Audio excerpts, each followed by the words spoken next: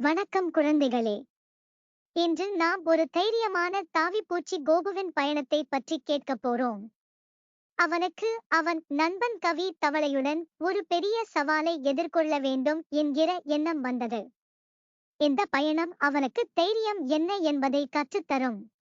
சரி, வாங்க கோபுவின் கதை பயணத்தை தொடங்கலாம். ஒரு பசுமையான புல்வெளியில் கோபு என்ற தாவிப்பூச்சி நெடிய இலைகளில் தாவிக்கொண்டே வாழ்ந்தான். அவன் நண்பன் கவி என்ற தவளை அருகிலிருந்த ஏரிக்கரை அருகே வாழ்ந்தான். கோபுவுக்கு புல்வெளியை விட வெளியிடங்களை கண்டுபிடிக்க வேண்டும் என்ற ஆசை இருந்தாலும் பயம் காரணமாக வெளியில் செல்லவே அஞ்சினான். கவி, இந்த புல்வெளிக்கு அப்பால் என்ன இருக்கும்னு ஒரு காலம் யோசிச்சிருக்கிறியா? ஆமாம் கோபு, பெரிய மரங்கள், ஒளிரும் ஆறுகள், இவ்வளவு தூரம் மலைகள் வரை நிறைய கதைகள் கேட்டிருக்கேன். அடடா, அதெல்லாம் கேட்க வித்தியாசமா இருக்குது. ஆனா ஏதாவது ஆகிவிட்டால்? அட கோபு, ஒவ்வொரு பெரிய பயணமும் சின்னதொரு தாவலால் தான் ஆரம்பிக்கிறது. ஒரு நாள் கவி கோபுவை புல்வெளியை விட்டு காட்டுக்குள் சென்று காணச் சவால் விட்டான். கோபு தயக்கத்துடன் இருந்தாலும் முயற்சி செய்ய சம்மதித்தான். வா கோபு, அந்த பெரிய ஏலமரத்தை நோக்கி தாவுவோம். அது வெகு தொலைவில் இல்லை. சரி. ஆனா கவி, என் அருகிலே இரு. நிச்சயமாக. நான் உன் பக்கத்திலேயே இருப்பேன். என்னை பின்பற்றிச் செல்லு.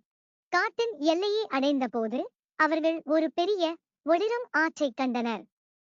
கோபு உறைந்து விட்டான். கவி, இந்த ஆற்றை தாண்ட முடியாது.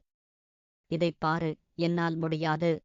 அதற்கெல்லாம் பயப்படாதே கோபு. நமக்கு ஏதாவது வழி இருக்கும். சுற்றிப் பார்ப்போம். ஆனா இது ரொம்ப பெரியது. நான் விழுந்து விட்டால்? உன் மீது நம்பிக்கை வை கோபு, நீ நினைக்கிறதை விட பலமாயிருக்க. கவியின் வழிகாட்டுதலால் கோபு ஒரு மிதக்கும் மரக்கச்சியில் மெதுவாக குதித்து சென்றான். சற்று தடுமாறினாலும் அவன் சமநிலையை இழக்கவில்லை. மெல்ல அவன் மற்ற பக்கத்தை அடைந்தான். அருமை கோபு, நீ செய்கிறே பாரு, இப்போ நீ நன்கு தாண்டுகிறாய். நான் விழவில்ல. ஆ, நானே செஞ்சேனே. சரி, இதுதான் கோபு, நீ தைரியசாலிதான். அவர்கள் ஆற்றைத் தாண்டிய பின் ஒரு உயரமான மலை போன்ற செடியை அடைந்தனர். அதன் உச்சியில் முழு காட்டையும் மலைகளையும் பறவையின் பார்வையில் காண முடிந்தது. கோபுவுக்கு அதனை பார்த்து ஒரு பெரிய தைரியம் வந்தது. அடடா கவி, இது எவ்வளவு அழகா இருக்கு. நான் இதைப் பார்ப்பேன் என்று நினைத்ததே இல்லை. அது சரி கோபு, இது எல்லாம் உன் தைரியத்தால் தான். இப்போ உன் அடுத்த பயணத்துக்கு ரெடியா இருக்கிறாயா? நிச்சயமாக. நான் இப்போ துணிச்சலோடு நிற்கிறேன். வீடு திரும்பும் வழியில் கோபு தனது தைரியத்தை பற்றி பெருமையாக பேசிக்கொண்டே இருந்தான். அவன் உணர்ந்தது, தைரியம் என்பது பயமில்லாமல் இருப்பது மட்டும் இல்லை, ஆனால் அஞ்சாமலே முயற்சிக்க வேண்டும் என்பதுதான். கவி, நீ என்னை இவ்வளவு தைரியமாக ஆக்கினாய். இப்போ நான் எதையும் செய்ய முடியும் என்ற நம்பிக்கையுடன் இருக்கிறேன். அப்படித்தான் கோபு, ஒவ்வொரு பயணமும் சின்ன தாவல்களால் தான் உருவாகிறது.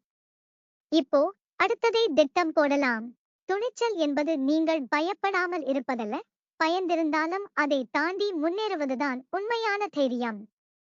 கோபுவின் தைரியமான பயணத்தை பார்த்து உங்களுக்கும் நம்பிக்கையும் துணிச்சலும் வந்திருக்கும், இல்லையா? இந்த கதை நாம் அனைவருக்கும் ஒரு பாடமாக நிற்கிறது. நம்மால் முடியாது என்று நினைக்கும் காரியங்களையும் ஒரு சிறு முயற்சியால் வெல்ல முடியும். கோபுவும் கவியும் இன்னும் நிறைய சுவாரஸ்யமான கதைகளுடன் திரும்பி வர தயாராக இருக்கிறார்கள். நீங்கள் இந்த கதையை ரசித்திருந்தால் சேனலுக்கு சப்ஸ்கிரைப் செய்ய மறந்துடாதீங்க. சப்ஸ்கிரைப் மட்டும் அல்ல, நமக்கு லைக் கொடுத்துவிட்டு அந்த பெல் பட்டனையும் அழுத்துங்க. அப்போதான் அடுத்த கதை வந்த உடனே உங்களுக்கு தெரியும், எங்களுக்கு இன்னும் அழகான கதைகளை சொல்வதற்கு தூண்டப்படும்.